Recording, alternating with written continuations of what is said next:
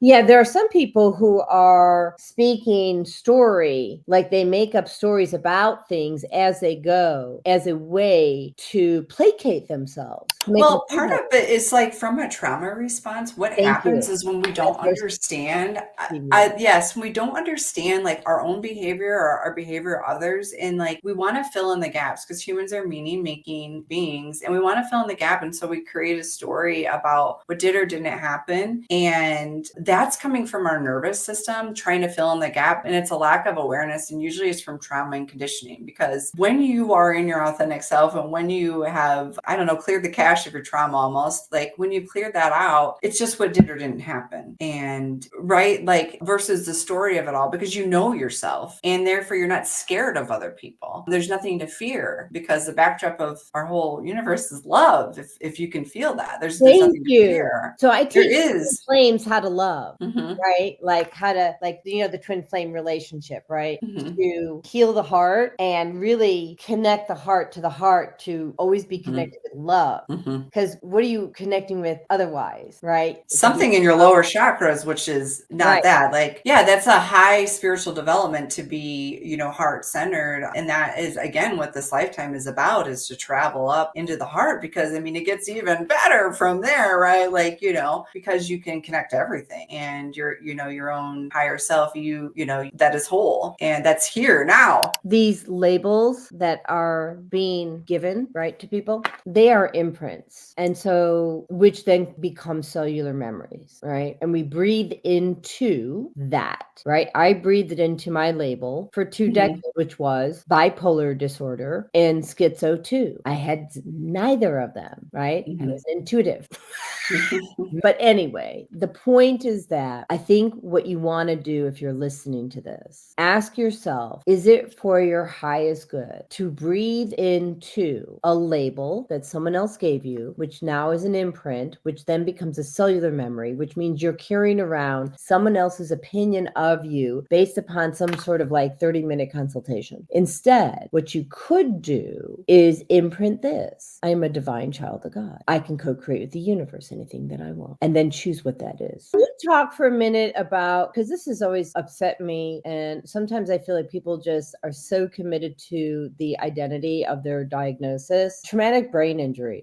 Right. I mean, my husband's a great example. He had a TBI, right? He's amazing. You don't actually have to suffer, right? You can hold a great job. You can use neuroplasticity. It's not going to be just neuroplasticity, by the way. It's gonna be a lot of things. It's going to be a lot of things. Yeah. Hyperbaric oxygen. It's going to be nutrition. Food, It's going to be energy. I mean, mindfulness. yeah, right. I mean, but the point is that for me, and you can have a different opinion, I have yet to see drugs work for healing the brain. I've only seen as a stopgap as a pause, right? So you can pivot in another way to put in maybe a stabilizer, but it doesn't actually heal it. And so I'm in some of these groups and people are more committed to their identity versus the solution. What do you have to say about that? Well, there's a couple ways that I look at that. I've worked with individuals with TBIs for many years. And a lot of times what gets diagnosed as a mental health condition is unacknowledged old concussion, head injury. I access for this all the time. Right. I see it. So, and it's not treated, you're treated as if it's like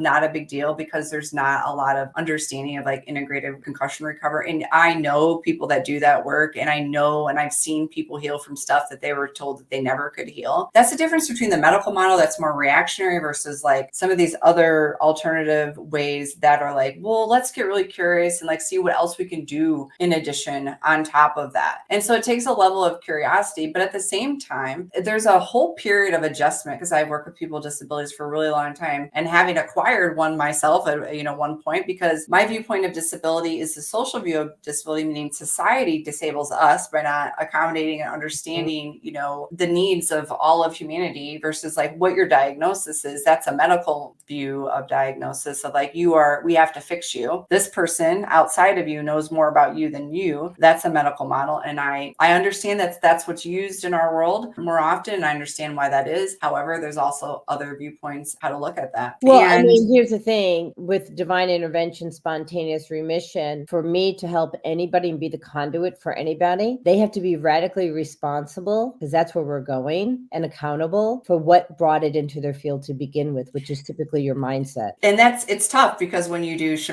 any sort of shamanic healing or any root healing, it can be really confrontational because you have and psychedelic integration can be very much this way because you have this very narrow viewpoint of your expectation of what healing is going to require. And then here's like the experience of like, no, actually, you're going to have to like, change a lot of things in your life that are not working, including like how you interact, with your own thoughts. But going back to like the diagnosis, there's a whole process that people go through. So getting the diagnosis is often, and a misdiagnosis is often very traumatizing, and there's a lot of grief that comes along with that. And then there's all this acceptance and things to understand. So the diagnosis is an entry point to understand what is available, right now to accommodate and to support you, because that's the jump off point. Like that's a jump off point to what's next. And a lot of times people stay at that diagnosis point and maybe their values in life aren't transcendence. Maybe their values in life are different. It's I want to hang out with my values are different than someone else's. And that's okay. Teach people to live by their highest values. So if we have to determine what those values are, and then if you're living by your values, right, you have to have evidence that those are your values, because if the evidence isn't pointing there, guess what? You're either not living by them or those aren't your values. You get it. They're living by what they think that they are their values, but they're inherited like values, and that's what's causing the suffering. That's what you're talking about. And that's like fracture. That's where they become fractured. That is where they become fractured, and that can be very, very, very confrontational. Like, I want to be a mother, and I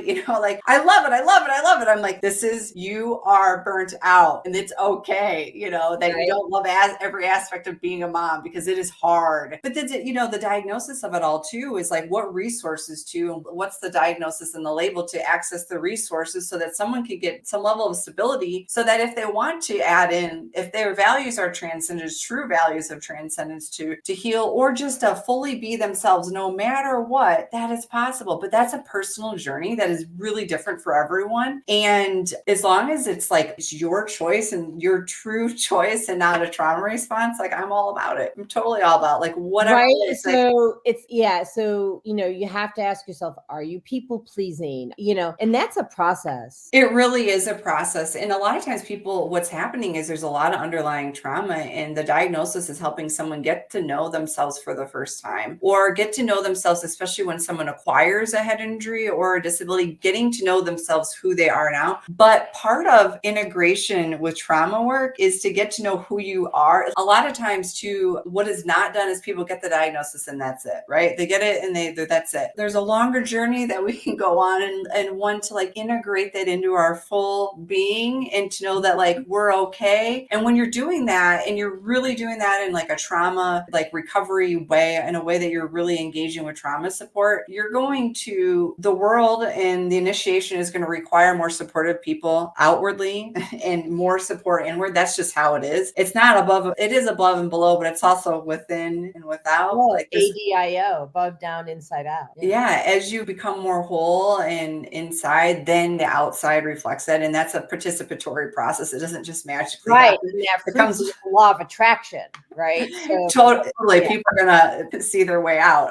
When you're a different consciousness, a level and the time. It's okay. Like, let them go. It is okay. A lot of times, folks will hold on because there's an isolation period where it's like you're not quite where you're gonna be yet. This is what and it's a trauma response to hang on. People have had a lot of trauma with abandonment, and they like, I don't want to be alone, and so they'll hold on to scraps, relationships. I call it breadcrumbing. I'm like, oh, you're taking whatever, fawning. Yeah, the people pleasing is fawning, is like appeasing, people pleasing. It's all the same, because boundaries are on the other side of that. So I'm going to give some hot tips as to where that a boundary needs to be in place. What is going to come up energetically for you? You're going to have some resentment. You're going to have some health symptoms or mental health systems. You're going to be burnt out. But your body speaks through symptoms, even through mental health, because there's no other way for our parts, our trauma, to get our attention other than like, okay, well, I'm going to start, you're going to now you have these symptoms, and now this and that. Our body can even block medications or supplements too with trauma histories, especially for people with medical trauma. So a lot of people can be trying to take healthy foods and things like that, and it can be blocking it because of one part in your system cannot be on board with like Right. the You have medication. a process issue versus an input issue. Because you've got a battle inside, and so